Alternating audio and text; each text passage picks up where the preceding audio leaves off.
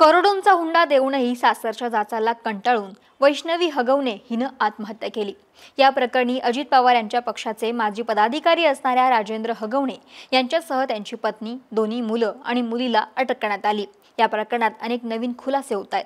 अशात वैष्णवीच्या पोस्टमॉर्टम रिपोर्टमधून धक्कादायक अशी माहिती समोर आली आहे, ज्यामुळे तिनं खरंच आत्महत्या केली होती का असा प्रश्न उपस्थित होतोय। नेमकं काय आहे या पोस्टमॉर्टम रिपोर्टमध्ये पाहूया त्या व्हिडिओच्या माध्यमातून। नमस्कार, मी अक्षता आणि तुम्ही पाहताय सकाळ। वैष्णवी हगवणे प्रकरणी 26 मे रोजी तिचा पती शशांक, सासू लता हगवणे, नणंद करिश्मा यांना कोर्टात हजर करण्यात आलं।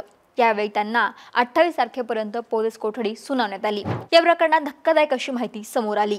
वैष्णवी हगवणेचा ज्या दिवशी मृत्यू झाला त्या दिवशीही त्यांच्या सासरच्याकडून तिला मारहाण करण्यात आली होती। ही बाब पोस्टमॉर्टम अहवालातून उघड आली आहे। अहवालानुसार वैष्णवी यांच्या अंगावर एकूण 29 जखमा आढळल्या, त्यातील 15 जखमा या मृत्यूच्या 24 तासांच्या आधी आहेत, अशी माहिती पोलिसांनी न्यायालयात दिली। हुंड्यासाठी मानसिक छळ, शारीरिक छळ करून वैष्णवी हगवणे हिला आत्महत्येस प्रवृत्त केल्याप्रकरणी बावदान पोलिसांनी पती शशांक राजेंद्र हगवणे, सासू लता हगवणे, नणंद करिश्मा हगवणे यांना 17 मे रोजी अटक केली। न्यायालयाने त्यांना 26 मे पर्यंत पोलीस कोठडी सुनावली होती। तर राजेंद्र हगवणे यासोबतच सुशील हगवणे यांना 23 मे रोजी अटक करण्यात आली आणि त्यांना 28 मे पर्यंत पोलीस कोठडी सुनावण्यात आली। पोलीस कोठडीची मुदत संपल्यानं शशांक, लता आणि करिश्मा यांना 26 मे रोजी पुन्हा न्यायालयात हजर करण्यात आलं।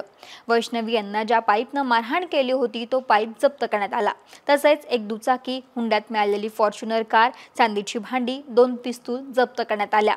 तसेच 5ही आरोपींची बँक खाती गोठवण्यात आली, अशी माहिती यावेळी तपास अधिकाऱ्यांनी न्यायालयात दिली। यावेळी पोस्टमॉर्टम अहवालात कोणत्या गोष्टी समोर आल्यात तेही देखील पाहूयात। वैष्णवी यांच्या अंगावरती एकूण 29 जखमा या पोस्टमॉर्टमच्या आधी आढळल्या।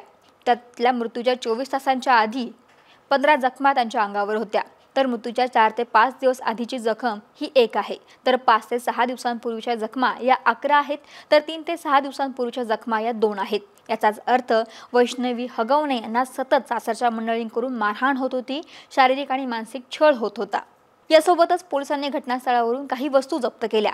त्यात पहार, साडी, स्टूल आणि वैष्णवी यांचा मोबाईल या गोष्टी जप्त करण्यात आल्या।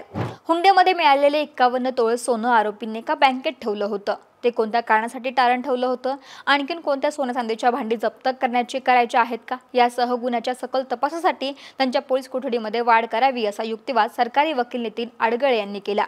सरकारी पक्षाचा युक्तिवाद ग्राह्य धरत पती, सासू आणि नणंदेला पोलीस कोठडीत 28 मे पर्यंत वाढ करण्याचा आदेश न्यायदंडाधिकारी VP खंदारे यांनी दिला। दरम्यान याआधीही वैष्णवी यांनी 27 नोव्हेंबर 2023ला विषारी औषध पिऊन आत्महत्या करण्याचा प्रयत्न केला होता।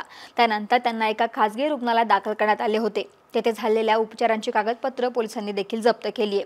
दरम्यान वैष्णवी यांच्या मुलाचा ताबा घेण्यासाठी गेलेल्या कसपटे कुटुंबियांना पिस्तुलाचा धाक दाखवत धमकी दिल्याप्रकरणी गुन्हा दाखल करण्यात आलेला आरोपी नितलेश चव्हाण हा अद्याप फरार आहे। पोलीस त्याच्या मागावरती असून तो अद्याप मिळालेला नाही।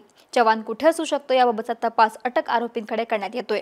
त्यामुळे आता या पोलीस चौकशीमध्ये कोणकोणत्या गोष्टी समोर येत आहेत हे पाहणं देखील तितकंच महत्त्वाचं ठरेल। परंतु या सगळ्या गोष्टींनुसार म्हणजेच वैष्णवीच्या मृतदेहाशेजारी मिळालेल्या गोष्टी आणि तिच्या अंगावरच्या जखमा यामुळे खरंच तिनं आत्महत्या केली होती का असा प्रश्न उपस्थित होतोय।